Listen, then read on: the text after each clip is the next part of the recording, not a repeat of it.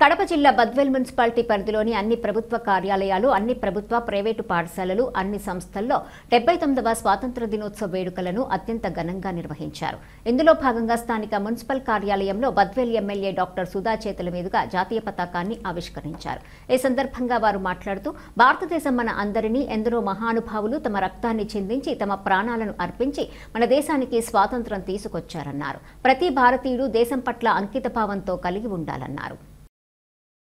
దానివల్లనే మనం ఈరోజు ఈ భారతదేశంలో స్వేచ్ఛాయుత వాతావరణంలో మనమందరం కూడా జీవిస్తున్నాం.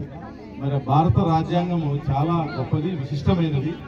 ఈ రాజ్యాంగాన్ని పూర్తి స్థాయిలో మనమందరం ప్రజాప్రతినిధులు కానీ అధికారులు కానీ తెలుసు. మనం స్వాతంత్ర ఏ విధంగా మనం అందరం కలిసి మన భారతదేశంలో అప్పుడు ఉన్న పరిస్థితుల్లో మన భారతదేశాన్ని దోచుకొని వెళ్ళిపోయిన బ్రిటిషర్స్ నుంచి ప్రపంచ దేశానికి శాంతి సందేశాన్ని ఇచ్చిన మహాత్మా గాంధీ గారి ఆధ్వర్యంలో ఆ రోజు నాయకులందరూ కష్టపడి పాటుపడి సుభాష్ చంద్రబోస్ కానీ, భగత్ సింగ్ గారు కానీ, సుఖదేవ్ గారు కానీ, మరి నెహ్రూ గారు, ఇలా మహనీయులు మరెందరో ఎంతోమంది వాళ్ళ జీవితాన్ని త్యాగం చేసి వాళ్ళ జీవితాలను పణంగా పెట్టి మనందరికీ స్వాతంత్రాన్ని సంపాదించారు.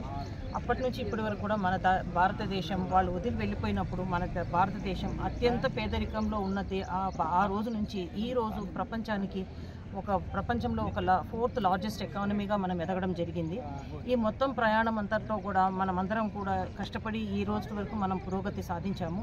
అయితే మున్ముందు కూడా ప్రతిసారి కూడా మనము ఆ మహనీయుల త్యాగఫలాన్ని గుర్తుపెట్టుకొని అదే వన్నెస్ నేషన్ అంతా మనమంతా భారతీయులం ఒకటే అన్న ఆ భావనతోనే ముందుకు కొనసాగాలి.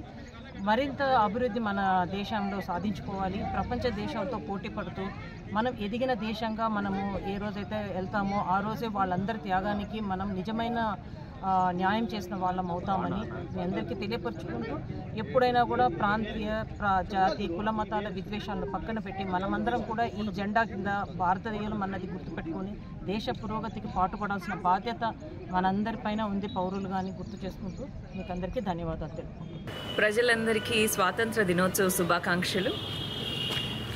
సో ఈరోజు మనం ఆగస్టు 15న మనకి స్వాతంత్రం వచ్చి ఈ స్వాతంత్ర ఫలాలు మనం అనుభవిస్తున్నాము. ఈ సందర్భంగా స్వాతంత్ర సమరయోధులందరికీ నా తరపు నుంచి మరొకసారి మనం వాళ్ళందరినీ కూడా స్మరించుకోవాలి. మన రాష్ట్ర ప్రభుత్వం ఏ విధంగా అయితే స్వర్ణాంధ్ర సాధించాలి అనుకుంటుందో, స్వర్ణాంధ్ర విజన్ కోసం మేమందరము అధికారులుగా మా తరపు నుంచి కృషి చేస్తాము.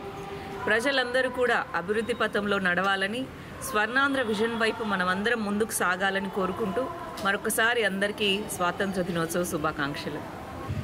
వారికి మరియు ఇక్కడ ఉన్నటువంటి అందరికీ కూడా ఈ స్వాతంత్ర దినోత్సవ శుభాకాంక్షలు చేస్తున్నాం.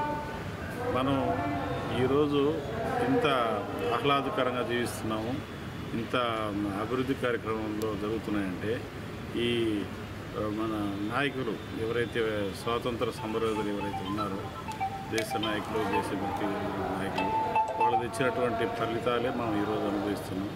కాకపోతే ఇంకా కూడా కొంచెం ఎక్కువగా మనం ఉన్నటువంటి వనరులు ఉపయోగించుకొని ప్రజలకు మనం ఏ విధంగా మేలు చేయాలనేది ప్రణాళికలు చేసి ప్రతి ఒక్కరికి కూడా అందరికి కూడా మన స్వాతంత్ర సమర ఫలాలు ఉన్నటువంటి ఆర్థిక వనరులు అందరికి కూడా సమానత్వం జరిగే విధంగా అందరూ కృషి చేయాలని ఈ సందర్భంగా నేను కోరుకుంటున్నాను.